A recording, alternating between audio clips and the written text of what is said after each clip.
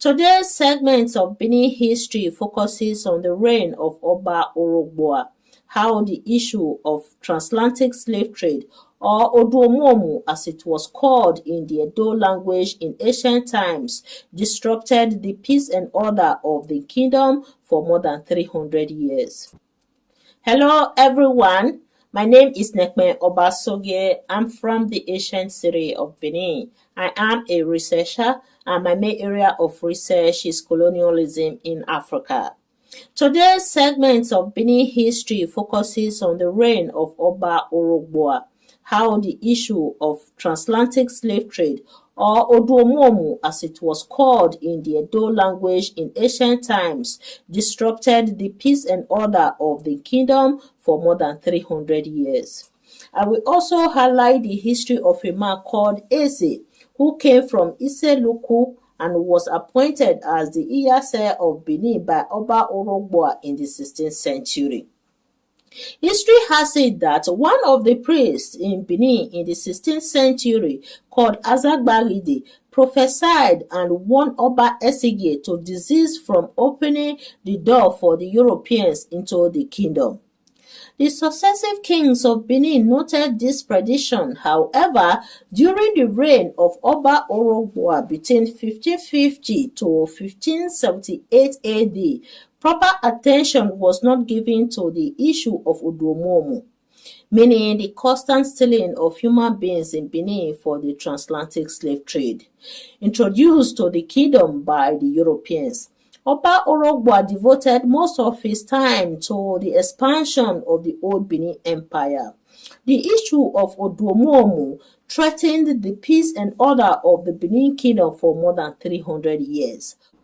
Oba Orhogbua's relationship with the Portuguese started at a tender age.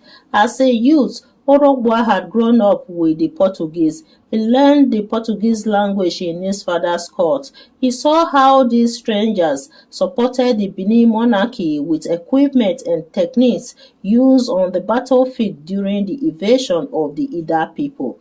He saw how using guns became a ready instrument of the Benin army. He then developed visions of what he could do with the new technology in the land. Orhogbua ignored the warnings credited to Azagbaride about the ill effects of the king's close relationship with these strangers. Instead, he brought them close and sought to utilize their expertise in the new vision he brought into the monarchical control of the Guinea lands. When Oba Orhogbua continued his voyage to expand the Benin Empire, he needed a loyal leader for the people at home, so he appointed Eson to take control of the administrative activities in Benin. He also needed a dedicated leader of superior standing to be with him and his army during his campaigns, so he appointed his Iyase. Thus, from Orhogbua's time, the Iyase's position began to be seen in the light of the military leadership in which Oba Ewedo had started in the 13th century. Under the reign of Oba Orhogbua, 300 years after Ewedo, the need to stabilize the position of Iyase became apparent to the king. Orhogbua raised the responsibility to strengthen the trade network by reviving the use of the trade guilds and guards. Through them, he obtained reports about how peaceful the trade routes were. During this time, that part of Africa was called Guinea Coast by the Europeans. From these trade routes, Orhogbua received information about how the Benin people were already shaping the territories of the Guinea coast. He sought to control all territories and establish the authority of the Benin monarch over them. This is why it is said that the Benin trader's feet made the map of his imperial conquest for the Benin monarchy. By 1560 AD, Oba Orhogbua had moved his troops to keep military positions in the areas plotted by these routes. He kept Azagbaride out of his ways until the great diviner died in 1554 AD. But he appointed Akpoko to preserve the position as a significant instrument of royal counseling in Benin. Azagbagidi's prediction about the Europeans coming into Benin was reflected in the atrocities embedded in the transatlantic slave trade. It became obvious in 1553 AD when a British trader, Captain Thomas, took a shipload of enslaved people from some parts of the Benin Kingdom to England. He could not take them to America because his exploits needed to be backed by the Spanish contract. This practice had begun some years earlier with other Europeans. In 1562 AD, John Harkison broke the trade restriction to transport enslaved people to America. By this time, the wave of Oduomuomu, or the transatlantic slave trade, has spread widely in the Guinea coast or Benin Kingdom. At this time, Orhogbua did not want to be hampered by the spread of Oduomuomu in the land. He continued with his expansion and conquest in the Guinea forest until the whole of the Bight of Benin came under the authority of the Benin Empire. After he appointed his mother, Eleba, Queen Mother, in 1552 AD. Among the first new appointments he made was that of the Iyase of Benin in 1560 AD.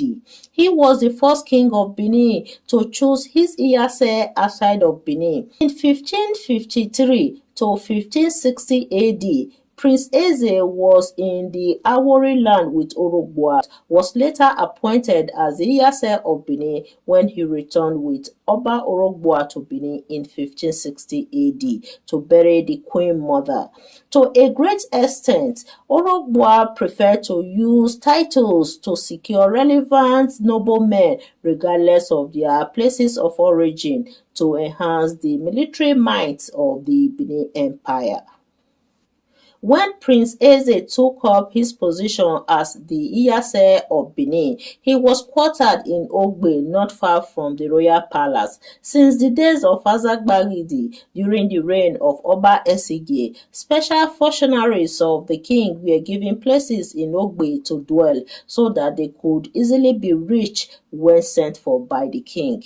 Prince Eze's nickname became popular in Benin. Orhogbua, on his part, decreed in 1670 AD that the families of the Iyase appointed after him should change their salutations to Lawieze to commemorate his good friend who was not an Edoman but became the Iyase of Benin. The first Iyase to put this decree into effect was Iyase Ekpenede. Since that time, the heritage of the Iyase family in Benin has been maintained with the cultural greeting of Lawieze. So I'm from the Lawieze family. Because I'm from the Iyase family, I greet Lawieze as well. Iyase Ekpenede was the first Iyase of Benin that inculcated the greeting Lawieze into his family. Every Iyase of Benin is mandated to relinquish his family greeting and take Lawieze as his family greeting in Benin. Oba Orhogbua assigned the role of Orhowodo land, also known as the Igbo land, to Eze for his campaigns to protect the traders to Ekeala. He also added Ewere land, Urobo land, and Uzon land so that the threats of Oduomuomu could be controlled to ease the supply of cowries to the storehouse at Oronigbe. One of the military leaders in this group was Agboidi, who was quartered at Ugo. After the death of Eze in 1570 AD, Agboidi's exploits in the southeastern group of the Benin Empire became prominent. However, during this period, the issue of Oduomuomu, as the transatlantic slave trade was locally called, was looked upon as a demon that was involved in secretly capturing human beings for sale to slave dealers and causing them to disappear. Oduomuomu was not an open war. It was a secret attack that ravaged the lives of the people and caused dismay in Benin Kingdom. During this period, Chief Ero focused on protecting his family. He had seen signs that the coming of Oduomomu was ominous to every person, family and community in the Guinea Forest Zone. According to Professor O.S.B Omoregie, since the crisis of Oduomomu was not an open war but a secret act of human capturing, Orhogbua did not see it as being able to stop his military exploits in the expansion of the Benin Empire. Orhogbua's major concern was how to bring new products home. He did not want any threats of Oduomomu to stop him from pushing his forces into the utmost parts of the Guinea Forest Zone. He used his campaigns to improve the economic welfare of his people. History has it that Orhogbua brought the cooking salt to Benin. Other products such as textiles, clothing, and beads of various kinds were introduced to Benin during his reign. That is the end of my presentation today. Thank you all for watching. Please subscribe to our YouTube channel and like our pages on Facebook. Thank you all.